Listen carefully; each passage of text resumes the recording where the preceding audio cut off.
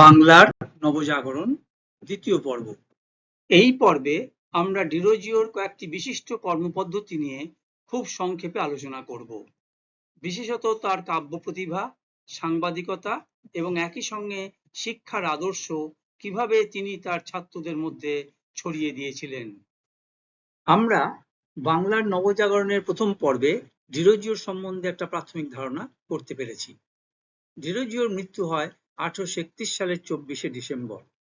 Lower circular রোডের, এখনকার নাম আচার্য প্রফুল্লচন্দ্র রায় রোড, এর কাছে পার্ক স্ট্রিটের গোরস্থানে মাত্র 22 বছরের ডিরোজিওকে, জন্ম 1809 সাল, সমাধিস্থ করা হয়েছিল। প্রাচীন সেই গোরস্থানের দক্ষিণ পশ্চিম কোণে সেই সমাধিস্থল আজও দেখতে পাওয়া যায়। সেই বেদিতে মুদ্রিত তাঁরই লেখা একটি স্তবক এখানে দেওয়া হলো। There, all in silence, let him sleep his sleep. No dream shall flit into that slumber deep. No wandering mortal thither once shall wend. There, nothing wear him but the heavens shall weep. There, never pilgrim at his shrine shall bend, but holy stars alone their nightly vigils keep. আমরা প্রথমে ডিরোজিওর কবি প্রতিভা, যা তার ব্যক্তিসত্তারই প্রতিফলন, তা দেখার চেষ্টা করব। ব্রাহ্মণদের স্কুলে থাকতেই ছাত্রাবস্থায় ডিরোজিওর কবি প্রতিভা ধরা পড়ে। মাত্র 14 বছর বয়সে তিনি প্রথম কবিতাটি রচনা করেন। সম্ভবত সেটিই ছিল অ্যাংলো ইন্ডিয়ান সাহিত্যের প্রথম উদাহরণ। তারপরে ভাগলপুরে থাকাকালীন সেখানকার নির্জন পরিবেশে তাঁর কবি প্রতিভা আরো বিকশিত হয়। তার এই প্রতিভা স্ফুরণ আরো তাড়াতাড়ি সম্ভব হয়েছিল ডাক্তার জন গ্রান্টের মতো মানুষের জন্য। পর্তুগিজ ফিরিঙ্গি পরিবারে জন্মেও তিনি আমাদের এই দেশ ভারতবর্ষকে গভীরভাবে ভালোবেসেছিলেন। তিনি তার কবিতার মাধ্যমে তা প্রকাশও করেছেন। 1827 সালে প্রকাশিত তাঁর প্রথম কাব্য সংকলন পোয়েমস প্রকাশিত হয়। 1828 সালে ফকির অব জঙ্গিরা তাকে কবি হিসেবে আরো খ্যাতি এনে দেয়। গভীর দেশাত্মবোধের সঙ্গে সংস্কার মুক্ত মন ও জাত-পাত সম্প্রদায়হীন মানব প্রেমের কাহিনী হলো ফকির অব জঙ্গিরা কাহিনী কাব্যের মূল বিষয়। ডিরোজিওর জন্ম ভারতবর্ষে, তাই ভারতই তার স্বদেশ ভূমি। তিনিই ভারতীয় সাহিত্যে প্রথম কবি যিনি প্রথম তার কবিতার মাধ্যমে নিজের দেশের জন্য আকুতি বোধ করেছিলেন। তার লেখা দ্য হার্প অফ ইন্ডিয়া এবং to India my native land কবিতা দুটি তার প্রমাণ। আমাদের দেশের প্রাচীন সভ্যতা, ইতিহাস ও সংস্কৃতির প্রতি ছিল তার অকৃত্রিম ভালোবাসা। তিনি বারবার ফিরে গেছেন সেই অতীত ইতিহাসের দিকে এবং বেদনার্ত হৃদয়ে তা স্মরণ করেছেন। তারই কয়েকটা line to India my native land কবিতা থেকে তুলে দেওয়া হলো। My country, in the day of glory past, a beauteous halo circled round the brow, and worshipped as a deity thou wast. Where is that glory, where that reverence now? স্বদেশ প্রেম, অন্যভাবে যা দেশাত্মবোধেরই প্রকারান্তর, তা ডিরোজিও তখন থেকেই জানিয়েছিলেন তার কবিতার মধ্য দিয়ে। এই সনেটটি ডিরোজিও ব্যবহার করেছিলেন তার ফকির অব জঙ্গিরা কাব্যের মুখবন্ধে। দার্শনিক দ্বিজেন্দ্রনাথ ঠাকুর, যিনি রবীন্দ্রনাথ ঠাকুরের বরদাদা ছিলেন, পরে এই কবিতাটির বঙ্গানুবাদ করেন। এই অনুবাদটি একদম শেষের স্লাইডের পাতায় দেওয়া হয়েছে। ডিরোজিও সর্বোচ্চ মূল্য দিতেন ফ্রিডম এই শব্দটিকে। তার রচিত অনেক কবিতায় তার উদাহরণ দেখা যায়। এরকমই একটি কবিতা ফ্রিডম টু দ্য স্লেভ, বাংলায় কৃতদাসের মুক্তি। মাত্র 18 বছর বয়সে 1827 সালে তিনি এটি রচনা করেছিলেন। তখনও কলকাতায় দাস প্রথা ব্যবসা প্রতিষ্ঠিত ছিল। ছোটবেলা থেকে দেখতে অভ্যস্ত ডিরোজিও অনুভব করতেন এই কৃতদাসদের বন্দী জীবনের যন্ত্রণা। তার মন বিদ্রোহী হয়ে ওঠে। ফ্রিডম টু দ্য স্লেভ এই কবিতাটি তার এই বিদ্রোহী মনের ফসল। এই দৃষ্টিকোণ থেকেই তিনি লেখেন, how felt he when he first was told a slave he ceased to be. He knelt no more, his thoughts were raised, he felt himself a man. কবিতাটি বিশ্লেষণ করেছেন বিনয় ঘোষ এইভাবে। কবি ডিরোজিও বলেছেন, গোলাম যখন জানতে পারল যে সে তার দাসত্ব নির্বাসন দণ্ড থেকে মুক্ত, তখন তার অন্তরাত্মা আনন্দে উৎফুল্ল হয়ে উঠল। যখন স্বাধীন জীবনের স্বাদ পেল, তখন মুক্ত মানুষের উন্নত চিন্তা ভাবনাগুলিও তার মনের অনন্ত আকাশে তারার মতো ঝিকমিক করতে লাগলো। কারো কাছে সে আর নতজানু হবে না, মাথা হেঁট হবে না, মাথা উঁচু করে উচ্চ চিন্তা করবে নির্ভীক বীরের মতো। কলেজে শিক্ষকতার পদ থেকে পদত্যাগের পর তিনি মাত্র ৮ মাসের মতো বেঁচেছিলেন। এই পদত্যাগ কোনো ব্যক্তিবিদ্বেষ জনিত নয়, এটি নতুন যুগের হাওয়ার সঙ্গে প্রাচীনের দ্বন্দ্ব। তাঁর কলেজ থেকে সরে যাওয়ার পর আরম্ভ হলো সংস্কার অমান্যকারী ছাত্রদের উপর নির্যাতন। সমাচার চন্দ্রিকা ৯ মের কাগজে সংস্কার অমান্যকারীদের শাস্তি দেওয়ার জন্য সরকারের কাছে আইন প্রণয়নের আবেদন জানালেন। তাঁদের মতে এ গোল নিবারণ করা রাজা ভিন্ন কাহারও সাধ্য নহে। আরও পরে প্যারীচাঁদ মিত্র বেঙ্গল স্পেকটেটরে সেপ্টেম্বর ১৮৪২ সালের লিখেছেন, শিক্ষক বিতাড়নে এই সমস্যার সমাধান হলো না। ছাত্রদের গৃহে গৃহে অশান্তির আগুন আরও তেজের সঙ্গে জ্বলে উঠল, অভিভাবকদের নিপীড়ন অব্যাহত থাকলো।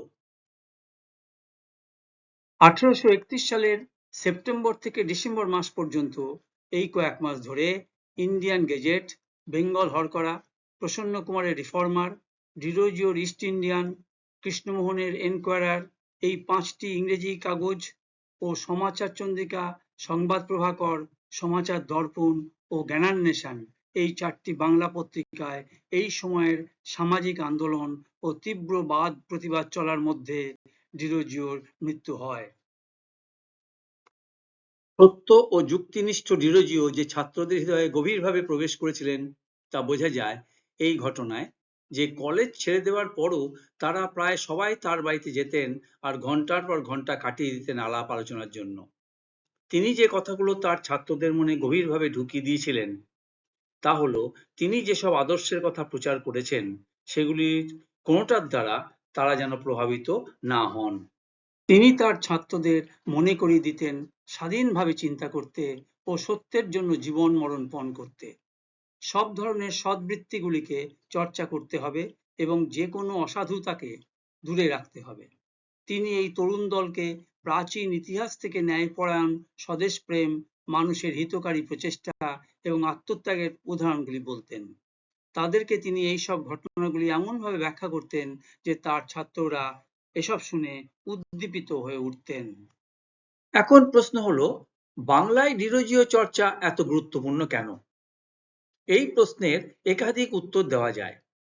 সব থেকে গুরুত্বপূর্ণ দুটি উত্তরের মধ্যে একটি হলো, ১৯ শতকের বাংলায় যে সাংস্কৃতিক ও সামাজিক পরিবর্তন দেখা দিয়েছিল সেখানে ডিরোজিওকে ও একই সঙ্গে মহামতি হেয়ার সাহেবকে বাদ দিয়ে সেই আলোচনা অসম্পূর্ণ হয়।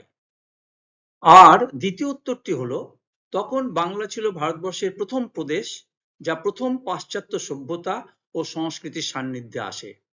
এর পাশাপাশি তখনকার ভারতবর্ষ তথা বাংলা ও কলকাতার নিজস্ব কুসংস্কারাচ্ছন্ন দিকগুলিকে নিয়ে স্থানীয় যেসব শিক্ষিত তরুণরা হীনমন্যতায় ভুগছিলেন তাদেরকে ওই হীনমন্যতা অতিক্রম করতে ও আত্মপরিচয়ের খোঁজ দিতে ডিরোজিও সর্বাত্মকভাবে এগিয়ে এসেছিলেন। ডিরোজিও ঠিক কি বলেছিলেন? ট্রুথ ও রিজনের পূজারী ডিরোজিওর মতে সবকিছুকে যুক্তি দিয়ে বুঝতে হবে, কোনো কিছুকেই অন্ধভাবে মেনে নেওয়া নয়। সত্য হচ্ছে আরাধ্য আর জ্ঞান হচ্ছে তার পথ। জ্ঞানের আলো জেলে সতর্ক বিচার বুদ্ধি প্রয়োগ করে ঠিক বেঠিক চিনে নিতে হবে। হিন্দু কলেজের শিক্ষক হিসেবে ডিরোজিও চেয়েছিলেন তাঁর ছাত্রদের মধ্যে এক নতুন বৌদ্ধিক চেতনা এবং এক স্বাধীন জিজ্ঞাসু মন তৈরি হোক। তিনি তৈরি করেছিলেন একদল অনুগত ছাত্র, এক প্রদীপ্ত প্রজন্ম। এর মাধ্যমেই নবজাগরণের একটা বড় পদক্ষেপ তিনি নিয়েছিলেন। ডিরোজিওর প্রত্যক্ষ ছাত্রদের মধ্যে ছিলেন দক্ষিণারঞ্জন মুখোপাধ্যায়, রামগোপাল ঘোষ, প্যারীচাঁদ মিত্র, রাধানাথ সিকদার, রামতনু লাহিড়ী, শিবচন্দ্র দেব, দিগম্বর মিত্র প্রভৃতি। সেই অর্থে ছাত্র না হলেও ছাত্র প্রতিম ছিলেন হরচন্দ্র ঘোষ, কৃষ্ণমোহন বন্দ্যোপাধ্যায়, রসিককৃষ্ণ মল্লিক। ডিরোজিও ভাবধারার আরো একজন হলেন তারাচাঁদ চক্রবর্তী। তিনি রামমোহন রায়ের অনুগামী এবং ডিরোজিওর ইয়ং বেঙ্গল ও রামমোহন অনুগামীদের সংযোগ সূত্র। আরও একজন ডিরোজিওর অনুগত ছিলেন কিশোরীচাঁদ মিত্র, যিনি প্যারীচাঁদের ভাই ছিলেন এবং ডিরোজিওর অন্যান্য ছাত্রদের ঘনিষ্ঠ ছিলেন। ডিরোজিও কলেজে তার ছাত্রদের পড়াতেন ইংরেজি সাহিত্য ও ইউরোপের ইতিহাস, কিন্তু নিজের পড়ানোর বিষয় ছাড়াও ছাত্রদের তিনি টেনে নিয়ে গিয়েছিলেন দর্শনের জগতে। অপেক্ষাকৃত অল্প বয়সী ছেলেদের দর্শন তখন পড়ার কথা নয়, কিন্তু ডিরোজিওর মতো ব্যক্তিত্বের প্রভাবে ছাত্ররা তাদের শিক্ষকের পরামর্শ মতো অন্য বিষয়ে পড়া ছাড়াও তারা দর্শনের দুরূহ পথে পাড়ি দিয়েছে। যেমন লকের রচনার কথা শুনতে শুনতে 15 বছরও হয়নি রামগোপাল ঘোষ বলেছিলেন, লকের রচনা 5 বছরের শিশুর মতো, কিন্তু মাথা শতবর্ষ বয়স্ক প্রবীণের মতো। অর্থাৎ লকের চিন্তা খুবই পরিণত, কিন্তু ভাষা খুবই সহজ। ডিরোজিও নিজেও রামগোপালের প্রশংসা করে বলেছিলেন, লক সম্পর্কে এর চেয়ে ভালো কিছু শুনিনি। বেকন থেকে কান্ট পর্যন্ত ইউরোপীয় দর্শনের এই বিশাল জ্ঞান মাত্র 23 বছরও হয়নি এই যুবকের কাছ থেকে শুনতে তার ছাত্ররা অধীর আগ্রহ নিয়ে বসে থাকতেন। যদিও এই ধরনের দর্শন চর্চা সবই ছিল ইউরোপ কেন্দ্রিক, তবুও এর মধ্যেই একদল তরুণ খুঁজে পেয়েছিলেন যুক্তিবাদ ও সেকুলার মতাদর্শ। দর্শনের উপরে তার জ্ঞান থাকলেও ডিরোজিও লিখতেন বেশি কবিতা আর সংবাদ প্রতিবেদন। তার কবিতা ফিলোসফিক্যাল ইউটোপিয়াতে এসেছে সক্রেটিস পূর্ব দার্শনিক এপিকিউরাসের নাম, আর গদ্য রচনায় দেখা যায় বেকন ও লকের পাশাপাশি মিল্টন, স্টুয়ার্ট ও শেলির সশ্রদ্ধ আলোচনা। 1810-এর কাছাকাছি সময়ে ইউরোপে যুক্তির যুগ যখন জোর কদমে আরম্ভ হয়েছিল, সেই প্রভাব কলকাতাতেও তখন এসে পৌঁছেছিল। এই সময়ে টম পেনের রাইটস অফ ম্যান বা বেনথামের ইমানসিপেট দ্য কলোনিজ বইগুলি এই শহরে এসে গিয়েছিল। সেগুলি তখন কিছু উচ্চশিক্ষিত রাজকর্মচারীদের কুক্ষিগত ছিল, কিন্তু ডিরোজিও তার শিক্ষকতার সময়ে হিন্দু কলেজে তার ছাত্রদের কাছে পেন ও বেনথামের এই বই দুটির সঙ্গে পরিচয় করিয়ে দিয়েছিলেন। ডিরোজিওর এই পর্ব শেষ করবার আগে আমরা ডিরোজিওর একটি কবিতার বাংলা অনুবাদ দিয়ে শেষ করব। অনুবাদক শ্রী দ্বিজেন্দ্রনাথ ঠাকুর। মূল কবিতার নাম two India my native land. স্বদেশ আমার কিংবা জ্যোতির্মণ্ডলী, ভূষিত ললাট তব, অস্তে গেছে চলি সেদিন তোমার। হায় সেই দিন যবে দেবতা সমান পূজ্য ছিলে এই ভবে। কোথায় সে বন্দ পথ, মহিমা কোথায়, গগন বিহারী পক্ষী ভূমিতে লুটায়। বন্দিগণ বিরচিত গীত উপহার, দুঃখের কাহিনী বিনা কিবা আছে আর।